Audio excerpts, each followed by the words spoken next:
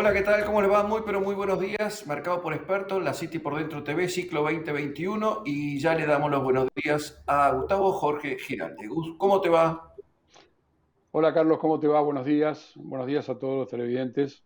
Bueno, aquí como siempre, estando al tema candente, a una actualidad dura, pero que bueno, vamos a andar un camino que me parece va a ser bastante, a lo mejor complejo, pero bueno, vamos a tener con nosotros a un visitante y a un interlocutor muy, muy experto en lo que es la economía, ya que se trata de Alfredo Romano, magíster en finanzas y políticas públicas y director de Romano Group, a quien después de la pausa seguramente estaremos con él ya desandando el camino de este tema que es bastante complejo.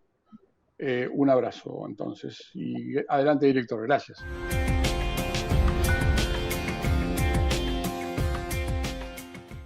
En Sancor Seguros cumplimos 75 años comprometidos con nuestros clientes.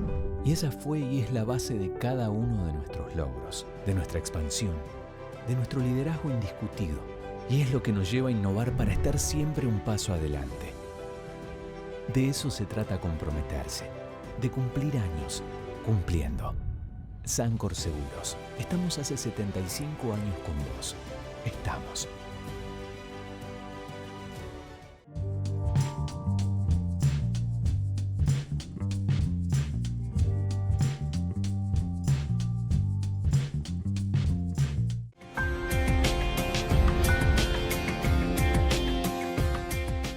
Bueno, muy bien, muchas gracias, señor director. Y estamos, como decía Gustavo Giralde, con Alfredo Romano, presidente de Romano Group, a quien ya le damos los buenos días. Muchas gracias por atendernos y bienvenido al programa. Gracias, Carlos. Buen día, Jorge. Gracias, gracias.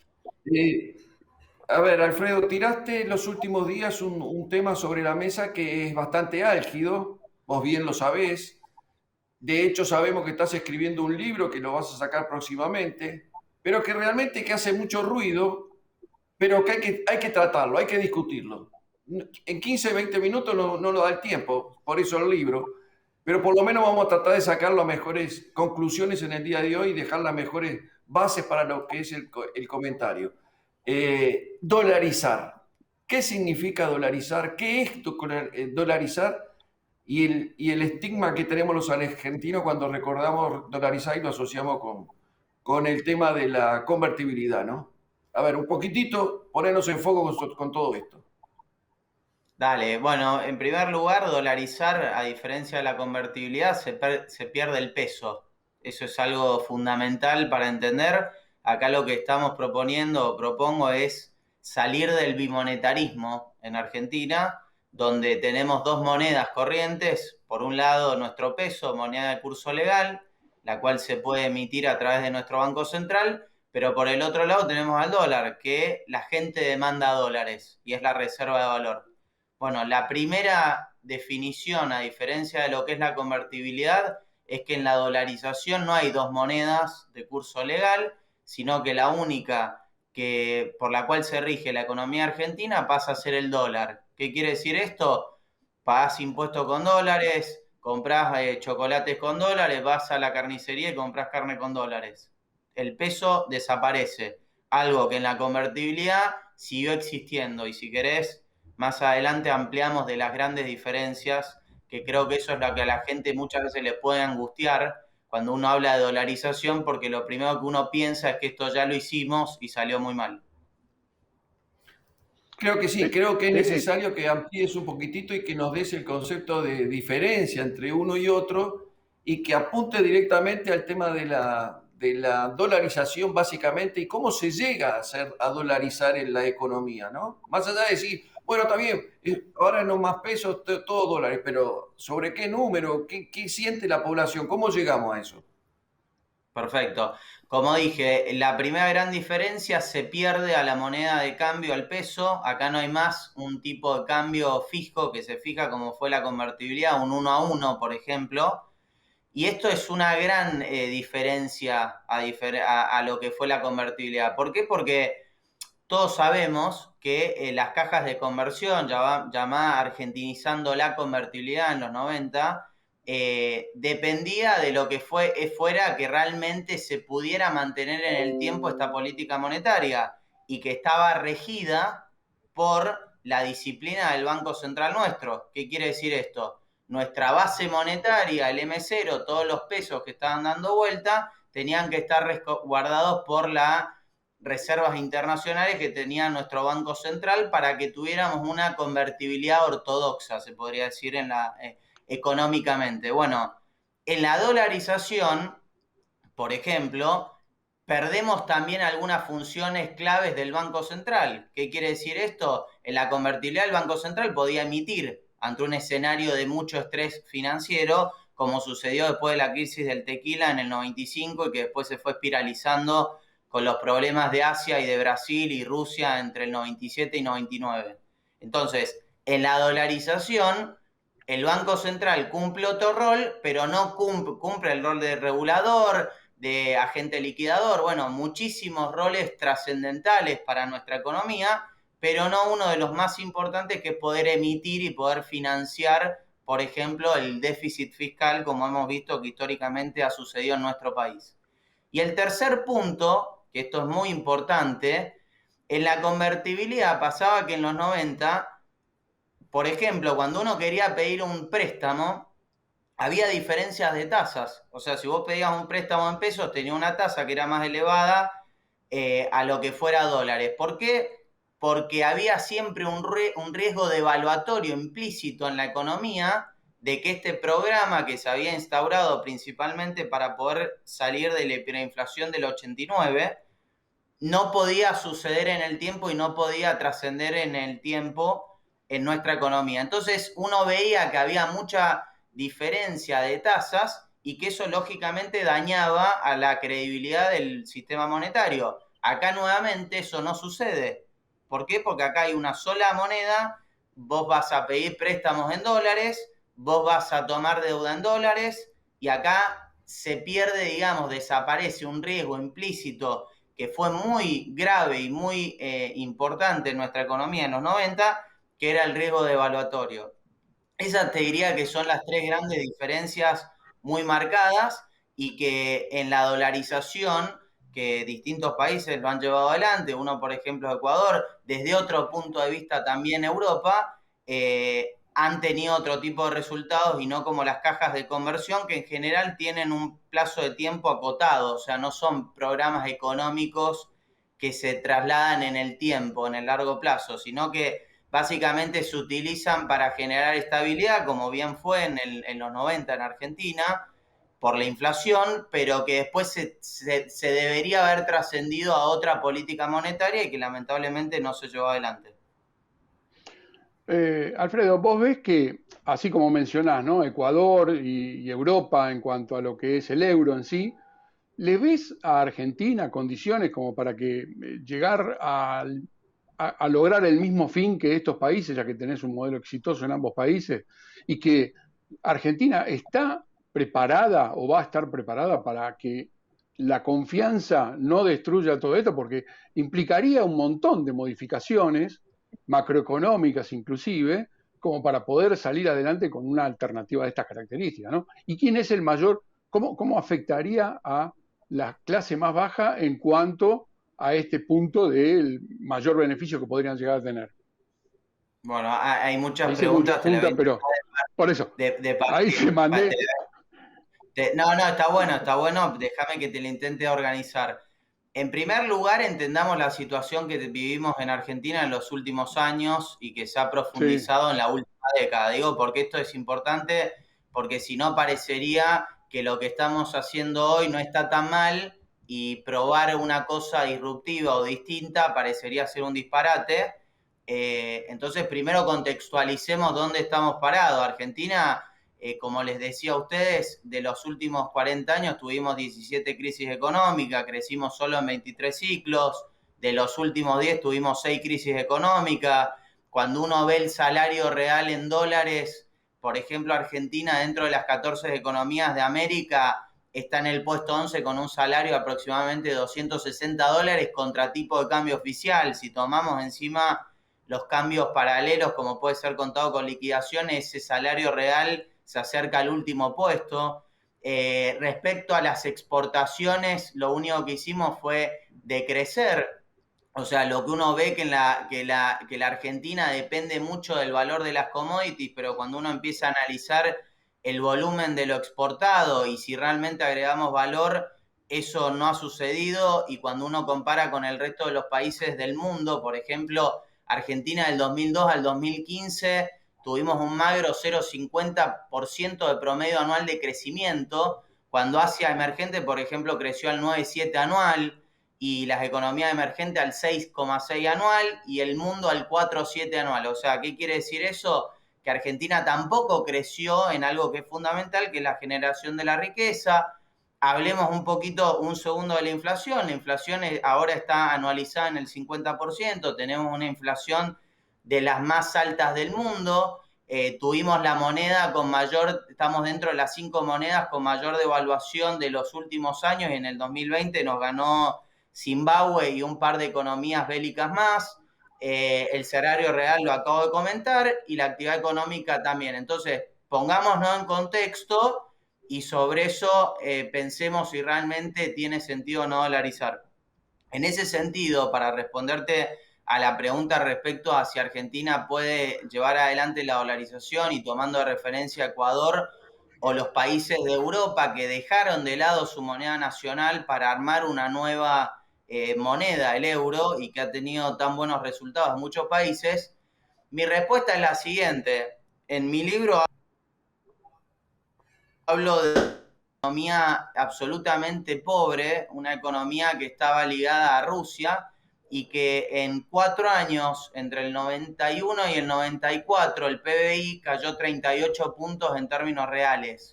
Nosotros, por ejemplo, nuestra peor caída en la historia la tenemos en el 2001, con un poco más del 10% del PBI punta a punta de caída de nuestra actividad económica. Y el año pasado tuvimos casi el mismo, casi llegamos a los 2 dígitos. ¿Qué quiero decir con esto? Una economía devastada, que no tenía ningún tipo de posibilidades de desarrollarse y donde uno veía una pobreza muy, muy fuerte, ¿no?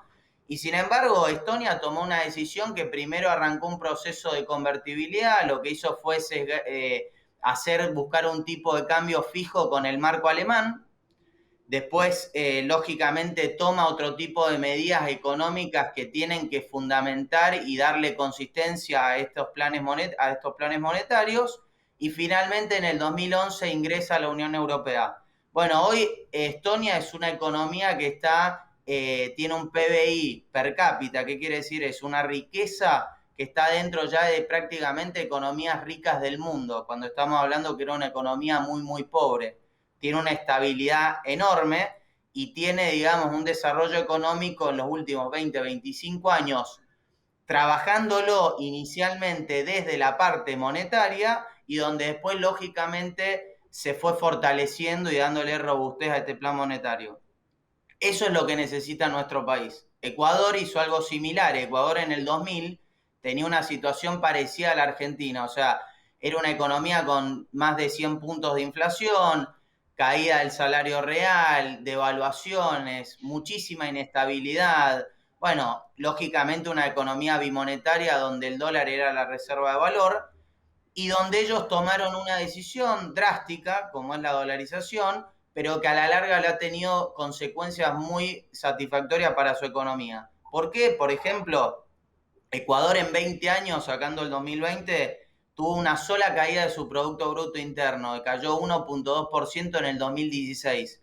En el resto de los 20 años la economía siempre creció, y en el medio pasamos el 2008-2009, y si uno compara con la economía argentina, donde hacemos así y tenemos muchísimas recesiones, ahí hay una clara diferencia que la estabilidad monetaria resulta ser fundamental.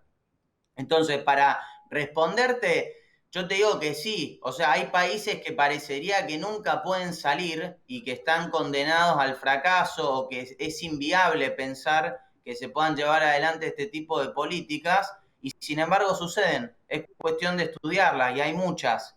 España misma, en el año 1962 nuestra economía era muchísimo más grande que la economía española, muchísimo más grande en términos reales. Éramos más grandes que Australia, según datos del Banco Mundial. ¿Y qué pasa hoy con Argentina? El PBI argentino está alrededor de 450 mil millones de dólares, siempre tomando tipo de cambio oficial, que es ficticio, y la economía española llega casi al 1.4 trillones. ¿Qué quiere decir eso? Nos triplicaron en el crecimiento. Si uno ve la evolución de España a partir del ingreso a la zona euro de fines de los 80, en el 89 en adelante, al 2007, 2011, antes de la precrisis, fue el milagro español.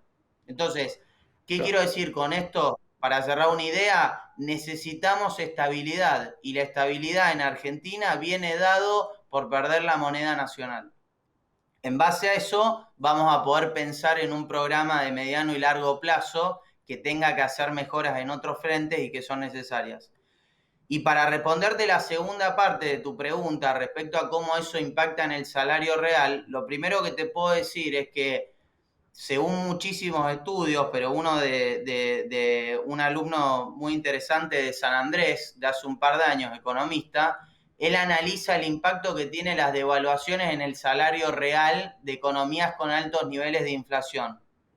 Me imagino que todos pensamos lo mismo. El resultado es que las devaluaciones para acomodar las economías que tienen altos niveles inflacionarios, lo único que hacen es deteriorar más el salario real. Y eso es lo que estamos viendo en Argentina en la última década. Entonces, si nosotros pensamos que esta es la forma o la solución para tener menos nivel de pobreza o que la clase media pueda desarrollarse, los resultados hablan por sí solos. La dolarización, Ecuador, de ser una economía muy pobre, hoy está como la tercera o la segunda, dependiendo a qué tipo de cambio, a qué año tomamos, con el mayor salario real en dólares de las 14 economías de América. Entonces, se puede lograr estabilidad, se puede lograr un salario real fuerte, podemos volver a tener una economía pujante como lo supimos tener. Claro que sí, necesitamos la estabilidad monetaria. Esa es la primera,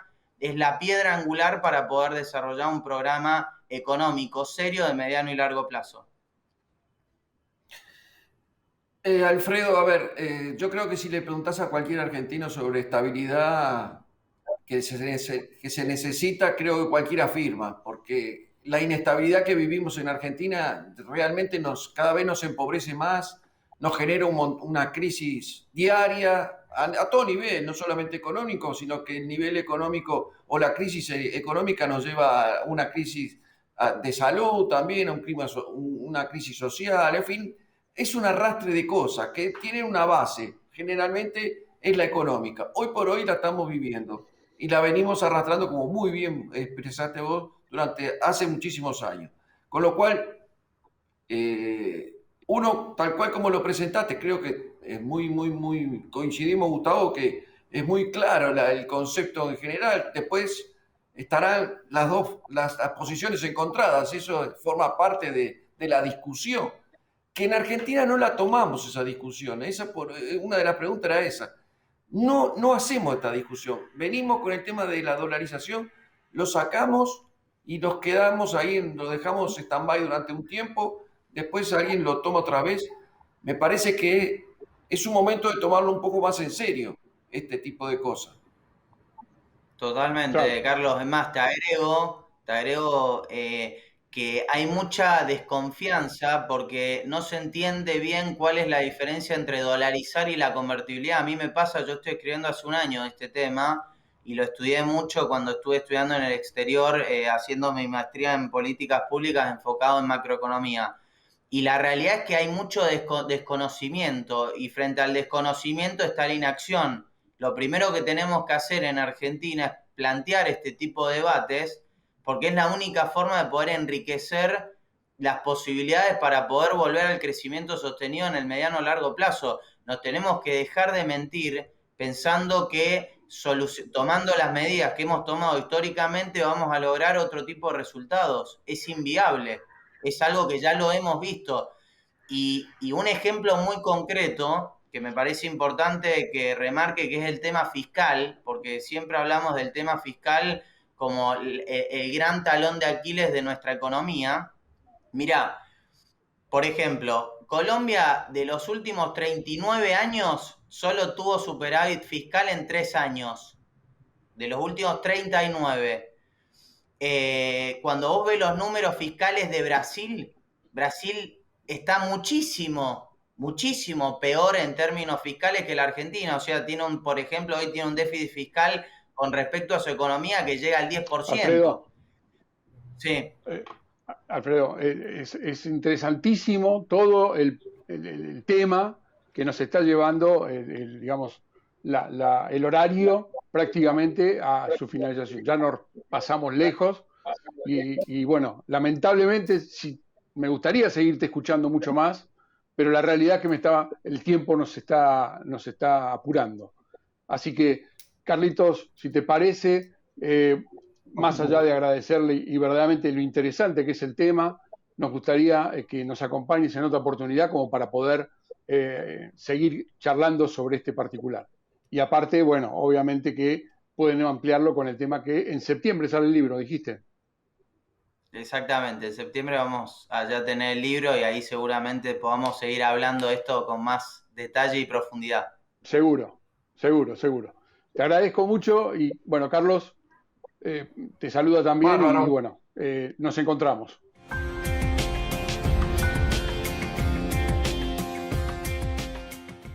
En Sancor Seguros cumplimos 75 años comprometidos con nuestros clientes. Y esa fue y es la base de cada uno de nuestros logros, de nuestra expansión, de nuestro liderazgo indiscutido. Y es lo que nos lleva a innovar para estar siempre un paso adelante. De eso se trata comprometerse, de cumplir años, cumpliendo. Sancor Seguros. Estamos hace 75 años con vos. Estamos.